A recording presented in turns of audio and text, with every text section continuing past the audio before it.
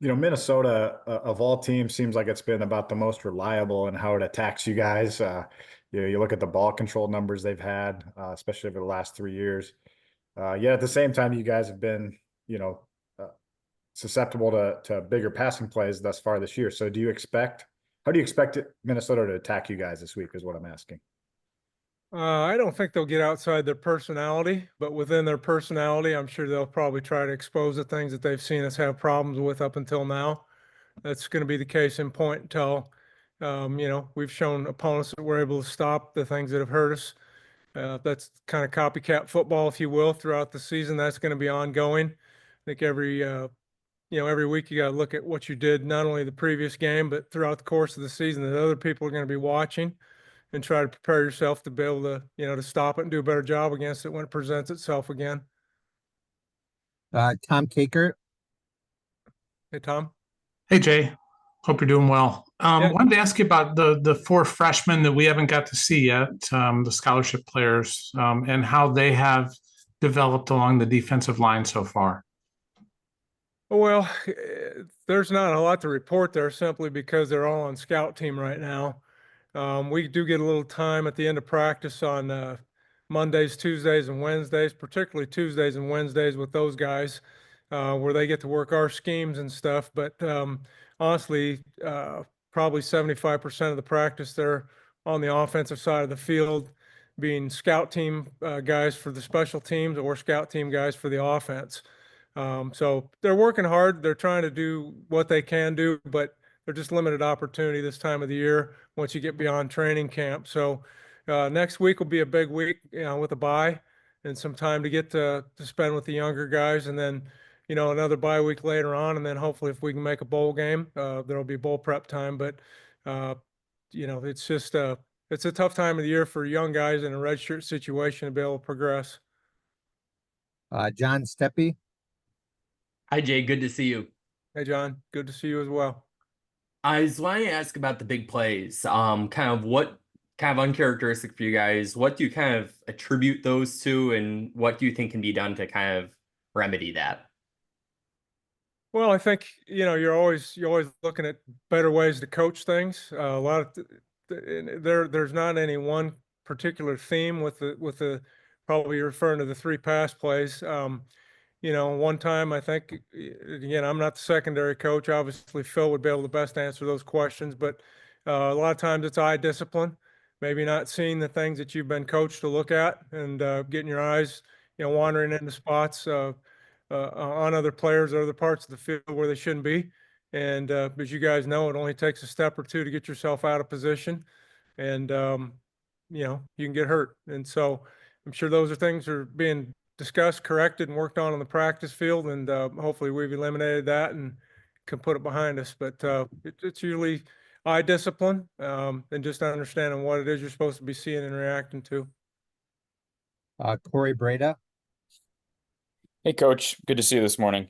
You as well. Wanted to ask you about Jeff Bowie. I know he's dealt with a ton of injuries over the course of his career, and it just feels like he would be the type of story that Hawkeye fans would love to see transpire if he could stay healthy and give some production. Can you give us an update on his status? And had he worked during camp when he was healthy? Had he gotten to a point where you felt like he was potentially a rotational guy this year? I think coming out of we weren't out of training camp yet, but at the point in time in camp when he had his injury, I felt like he was on a trajectory, if you will, to where he was going to be a guy that we would be ready to have put into a game and count on getting some snaps for us. He has obviously been through several weeks of rehab, and just this week got back out on the field full time. Went through full padded practice, whatever we were wearing Monday, Tuesday, and Wednesday. He was out there and he was doing everything everybody else was. So we just got to make sure that we're not bringing him along too far and too fast. But he's in a good spot. I expect before long we'll be able to get him out in the field and having us to be able to contribute. So looking forward to that. He's making good progress. Adam Jacoby. Jay, thank you so much for your time today. Wanted to ask about the sort of four defensive end pass rush teams that you've had, especially on third downs. I guess how have you evaluated that package's performance so far in the first 3 weeks of the season? Well, there's two different ways to look at it. One is what's happening on first and second down, when we've got tackles and noses in the game along with the two ends. So, on first and second down, obviously Ethan and Deontay have been the starters. They've been very consistent, played well. Brian, Allen, and Max Llewellyn have come in rotational play on first and second down. Haven't had as many of those kind of reps, but have done a good job continuing to progress. And I like where they're at and the progress that they're making. Third down now, that's obviously a little bit different animal. We've gone to a situation now where we put the four of those ends out on the field together, and largely it's just due to their movement skills and production. We feel like we can still rush with YA and Aaron out there, and some of the other inside guys if we want to do that or need to do that. But the four of those guys working together right now, especially these last couple ball games, has really produced some a good quality of play and a lot of disruption. And we're getting some hits on the quarterback, some sacks, knocking some balls down, being disruptive back there. So I think they're really doing a good job. But we really ask all of our D linemen to know all those spots. And so that can fluctuate a little bit from week to week. But right now, those four ends out there together on third down is a good combination of people that we like. Thanks a lot. Elliot Clough. Morning, Jay. Good to see you. I wanted to ask a couple questions to go off Corey's question about Jeff. When he's healthy, what does he bring to the defensive line? And then the second thing is, YA told us that the older guys have started referring to Devin Kennedy, the freshman, as Unk.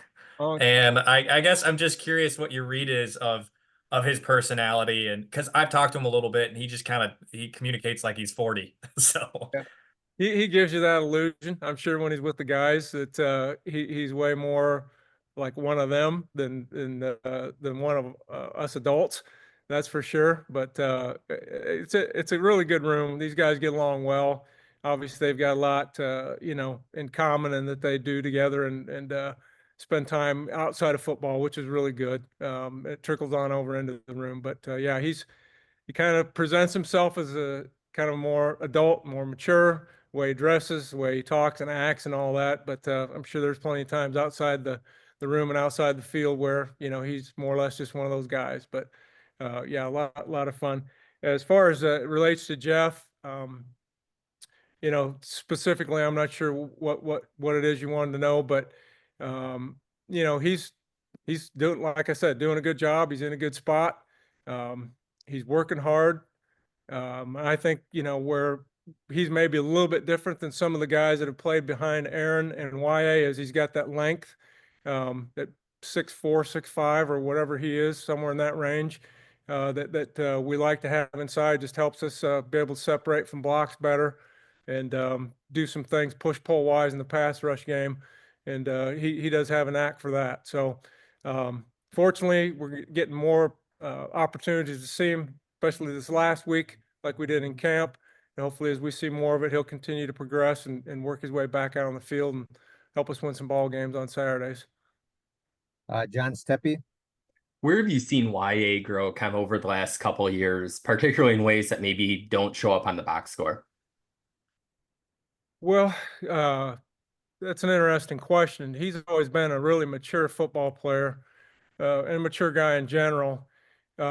Probably just his leadership within the room in terms of helping younger guys. I think he's always really had a good handle on football and had a good high football IQ. Now where it's really affecting the rest of the room is by how he's pulling guys aside and just teaching them the little intricacies of the position and really sharing his knowledge and expertise in that area. And I know it's one thing for a coach to tell a player something, and then it's another thing for a player to tell a player something, as long as that player is respected, which he obviously is. But he's really doing a great job in that area, and we appreciate not only his quality of play on the field, but what he does in the meeting room with these guys. Chad. Yeah, I'm sure the defensive guys are annoyed by giving up big plays. I know that's something that you guys preach time and time again. So knowing that that's probably an emphasis this week, how do you make sure also that they're not, playing too soft against a team like Minnesota that has shown it's willing to just take 4 or 5 yards at a time if you give it to them? Yeah, I think that's a great question, and that can happen, particularly when you're talking about corners and isolated safeties. If you get beat deep a couple times, it's pretty easy to kind of give yourself a little more cushion, a little bit more room, and then maybe you're too timid on some stuff that's more intermediate and short range. So just got to trust that their skill set. Obviously, some guys, depending on what their movement skills are like, can afford to play tighter on receivers than others. You have to know what your assets and liabilities are. You also have to know what your match up against in terms of what that guy's assets and liabilities are. But certainly we don't want guys walking around on eggshells out there worried about making mistakes. They got to play aggressive, got to play hard, got to trust their eyes, and just do the things that they've been coached to do. And we'll have to hope that's what happens Saturday night. Scott Docterman. Jay, how's it going today? Good. How are you? I'm doing great. I wanted to ask you about kind of the pass rush because you guys lost 2 all-timers in Logan Lee and Joe Evans. I mean, who'd been multi-year starters, been important players for a long time. How do you feel like it has come along through 3 games? The numbers say it's good, but obviously you guys value disruption more than actual sacks. Where do you feel like are the strengths now with the pass rush? Do you feel like you are where you want to be at this stage of the season? Well, I think, there's a lot of factors that come into play in terms of the statistical part of it. I couldn't even tell you where we stand in the country or the conference in terms of sacks. But what we're interested in doing is pressuring the quarterback as a unit. Sometimes that's one guy isolated on another. Sometimes it's different pick games and things that we have. Sometimes it's involving a fifth or a sixth rusher, out of the second or third level of the defense too. But what we're looking for is, are they making the progress on the field, practice field, of the things that we're trying to teach? And the answer to that question is yes, and they are continuing to climb and grow. Sometimes those numbers are going to be a little bit misleading as you get through the schedule and start playing some other teams. And in certain cases already this year, there have been plays where, when we've put the stopwatch on the snap to throw amount of time, that we have to get to the passer, it's underneath of 4 seconds. And I don't care if you're rushing a high school offensive lineman, you're not getting there. So it's a matter about trying to disrupt by getting your hands up and things like that. Those are the things that, even if you don't tip a ball, the disruption of the vision of the quarterback by getting your hands up, those things matter in terms of the overall outcome of the play when it's all said and done. So I think we're seeing the right kinds of things happen. Obviously, the more we can do it, the better. So we just got to continue to push forward. And, obviously the test is going to get tougher this week. So we'll continue to battle and work on it.